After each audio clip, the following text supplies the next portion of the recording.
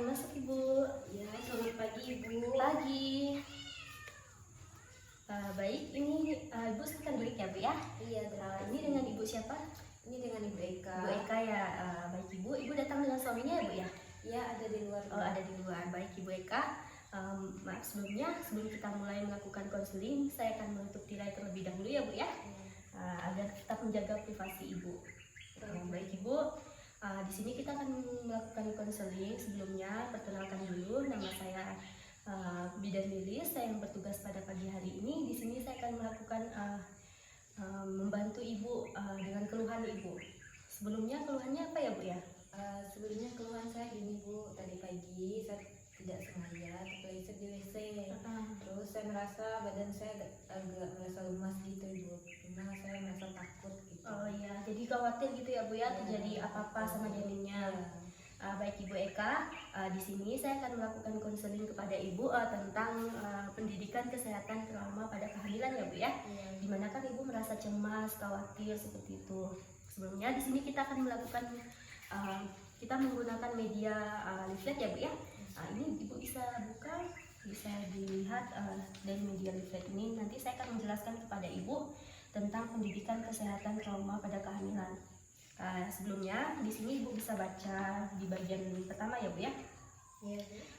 Apa sih itu trauma? Jadi trauma pada kehamilan itu adalah tekanan atau perlakuan yang ditimbulkan baik oleh benda tajam ataupun benda tumpul yang dapat mencederai janin maupun ibu itu sendiri, yang dapat berdampak pada trauma secara fisik maupun psikis ya Bu ya. Jadi seperti tadi contohnya, seperti Ibu tadi tergelincir, jatuh nggak sengaja di kamar mandi, jadi itu kan dapat menyebabkan trauma pada Ibu seperti itu. Biasanya bisa terjadi keguguran seperti itu. Cuman kan di sini konteksnya Ibu tidak mengeluarkan cairan apa-apa ya Bu ya, cuman takut gitu.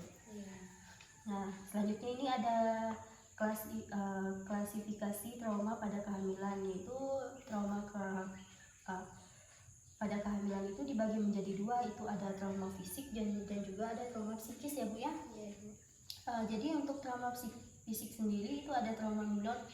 Jadi untuk trauma minor merupakan trauma yang ringan yang terjadi pada kehamilan, biasanya disebabkan karena jatuh, pukulan langsung ke perut, dan kecelakaan kendaraan bermotor. Biasanya kayak orang jatuh dari, misalnya nih dibonceng sama suaminya nggak sengaja, senggol, jadi jatuh dari motor seperti itu. Terus ada trauma mayor, itu trauma sedang sampai berat seperti itu. Kayak misalnya lebih sering menyebabkan kritis pada kehamilan, dampaknya berupa patah pada tulang, terus patah pada tulang panggung juga seperti itu. Jadi agak mengerikan juga ya Bu ya. Iya, berarti kayak kecelakaan berat lah ya. Terus kalau trauma pada psikis itu biasanya sangat memungkinkan terjadinya pada masa awal kehamilan, karena masa awal kehamilan itu kan merupakan masa yang rentan ya Bu ya. Terjadi pada tingkat kestresan yang tinggi. Misalnya nih banyak pikiran seperti itu, kayak tidak mampu menahan beban pikiran, jadinya stres, ngaruh kepada psikis, jadi bisa keguguran seperti itu.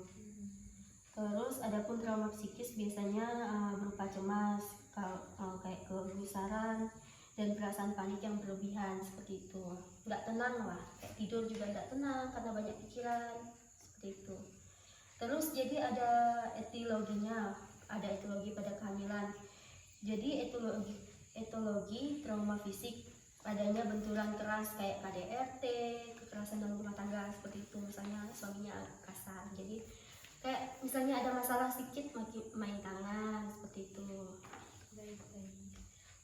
Terus ada kecelakaan kendaraan seperti tadi, kayak jatuh dari motor, terus misalnya luka tembak atau luka tusuk. Terus zat-zat kimia, konsumsi obat-obatan terlarang seperti itu. Terus terkena atau tersiram air keras, nggak sengaja nih misalnya megang air keras atau gimana, terus nggak sengaja kesentuh jadi kena air keras. Terus kalau etiologi dari trauma psikis itu ada faktor usia kehamilan risiko tinggi, faktor pola hidup tidak sehat, faktor sosial budaya dan kurang mendukung, faktor ekonomi dan kurang memenuhi. Misalnya kayak untuk usia kehamilan risiko tinggi nih, misalnya nih kayak dari umur ibu juga kan. Nah, misalnya usianya lebih dari 35, itu kan berisiko juga, pengaruh kepada bagian organ-organnya juga seperti itu, karena kan udah usianya agak lumayan rentan ya Bu ya. Terus kalau misalnya kayak faktor pola hidup tidak sehat, kayak konsumsi makanannya yang kurang sehat, tidak bergizi seperti itu. Jadi makannya yang sembarangan, misalnya kayak enggak, gizinya tidak terpenuhi seperti itu Bu. Terus faktor sosial budaya yang kurang mendukung, misalnya dari luar lah, kayak dari lingkungan seperti itu, tidak ada yang mendukung, dari misalnya pas lagi hamil nih ada gosip-gosip seperti itu, jadi kan kayak nggak enak didengar gitu ya Bu ya. Terus dari faktor ekonomi, mungkin dari ekonominya kurang mencukupi, jadi kan mungkin pikiran seperti itu, misalnya udah mau lahiran tapi uangnya kurang nih, jadi gimana nyarinya seperti itu. Terus dari tanda gejala trauma fisik dan psikis pada ibu hamil, biasanya ada tanda gejala pada trauma fisik itu adanya memar, laserasi pada jaringan tubuh atau odem atau bengkak seperti itu. Terus misalnya ada pendarahan, pecahnya ketuban atau terjadinya kontraksi sebelum waktunya, bisa saja terjadi shock neurologik dan hipovolemik. Jadi kayak misalnya nih habis jatuh terus keluar darah banyak seperti itu, jadi shock, kayak keluar darah banyak, jadi nanti otomatis kan keguguran kan jadinya seperti itu kalau trauma fisik. Jadi jangan terlalu dipikirkan, nanti kan dilakukan pemeriksaan kan, kalau memang tidak ada apa-apa jadi bawa istirahat aja seperti itu. Terus ada tanda gejala dari trauma psikis sendiri, itu reaksinya cemas, terjadinya takut, cemas, panik, terus berlebihan, kecemasan baru terlihat bila mengungkapkan gejala klinik yang tidak spesifik seperti misalnya tremor, berdebar-debar, kaku otot, gelisah, mudah lelah, insomnia. Terus timbulnya gejala somatik seperti sesak nafas, terus rasa dingin di telapak tangan, berkeringat, pusing, rasa terganjal pada leher. Nah, tadi kan ini dari gejala trauma psikis sendiri kan kayak cemas tadi ya, ibu kan merasa cemas tadi ya Bu ya. Ibu tenang saja, nanti kalau mungkin ada keluar, misalnya ada keluar dari bagian ada sensitifnya, nanti kan ibu bisa melakukan pemeriksaan seperti itu. Kalau tidak ada, nanti bawa istirahat aja, jangan terlalu banyak pikiran, dibawa relax seperti itu. Terus reaksi panik ditandai dengan rasa takut dan gelisah tanpa sebab. Terus kayak pasiennya mengeluh nafasnya sesak, telinga berdenging, jantung berdebar, mata kabur. Pemeriksaan fisik menunjukkan gelisah dan ketakutan, muka pucat, pernafasan pendek, dan teknik kardia. Terus reaksi hipersensitif, jadi ibu hamil menjadi lebih peka, rasanya seperti mudah. Baik, di sini ibu hamil menjadi lebih peka, perasaannya seperti mudah tersinggung dan mudah terpancing emosi dan menangis. Kadang ibu lebih memilih untuk menyendiri. Terus untuk pengaruh atau dampak trauma pada kehamilan sendiri, itu biasanya ada trauma fisik, yaitu mengganggu perkembangan janin serta kesehatan ibu hamil.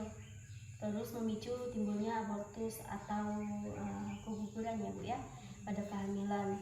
Terus menyebabkan timbulnya shock neurologik dan shock hipovolemik pada ibu hamil. Terus menyebabkan cacat permanen pada ibu ataupun cacat kongenital pada janin. Terus untuk trauma psikisnya sendiri, pengaruhnya perasaan sedih dan frustasi yang berkepanjangan, terus mengakibatkan depresi yang seringkali tidak hanya berdampak pada sakit secara mental, namun dapat mengakibatkan sakit secara fisik karena terganggunya organ-organ pada tubuh. Terus depresi yang berkepanjangan ini biasanya memicu terjadinya risiko keguguran seperti itu. Terus risiko hiperemesis gravidarum dan risiko kelahiran prematur. Kalau hiperemesis gravidarum itu kayak mual muntah yang berlebihan, jadi kayak makannya nggak selera seperti itu. Terus yang terakhir itu tentang pencegahan pada trauma. Jadi gimana cara untuk mencegahnya?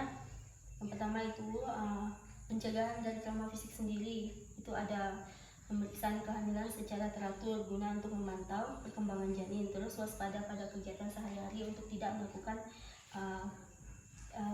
kayak kegiatan yang misalnya berat-berat seperti itu, misalnya untuk cedera. Terus untuk mengurangi aktivitas kerja berat terutama pada usia kehamilan yang muda. Jadi ini kan masih usia kehamilan ibu kan masih 16 minggu ya Bu ya. Dari hasil pemeriksaan juga ibu masih dalam keadaan normal ya Bu ya. Nah, karena ini kehamilannya masih awal. Jadi di sini selanjutnya saya akan menjelaskan kepada ibu pencegahan trauma pada psikis ya Bu ya. Di sini carilah informasi seputar kehamilan, terus perubahan yang terjadi dalam diri ibu, terus hal-hal yang perlu dihindari agar janin tumbuh sehat, dan bicarakan perubahan selama kehamilan dengan pasangan, mengonsumsi makanan yang bergizi seimbang, dan meninjau perkembangan janin. Jadi untuk konsumsinya yang bergizi seperti itu ya Bu ya. Nah, baik Ibu, di sini saya sudah selesai melakukan penjelasan tentang konseling pendidikan kesehatan trauma pada kehamilan. Mungkin ada yang ingin Ibu tanyakan? Untuk saat ini sudah cukup. Sudah cukup jelas ya Bu ya. Jadi kalau misalnya ada yang masih bingung, Ibu kan saya sudah memberikan leaflet ya Bu, bisa dibaca nanti bawa pulang ke rumah, terus bisa dipelajari juga seperti itu. Baik, di sini saya sudah selesai melakukan penjelasan kepada Ibu. Di sini saya melakukan dokumentasi terlebih dahulu ya Bu ya. Oke, boleh. Jadi untuk hari ini kita melakukan konseling pada jam 10 ya Bu ya. Terus pada hari Kamis tanggal 20 Juli 2023. Jadi untuk hasil dari konseling sendiri, Ibu sudah memahami ya Bu ya apa yang sudah saya jelaskan di awal, di mana tentang pendidikan kesehatan trauma pada kehamilan. Jadi untuk larangan dan misalnya apa dari kekhawatiran Ibu bisa melakukan pemeriksaan lebih lanjut seperti itu. Oke, baik Ibu, terima kasih atas penjelasannya. Iya, baik Bu, terima kasih ya Bu ya untuk kerjasamanya. Semoga sehat ya Bu ya.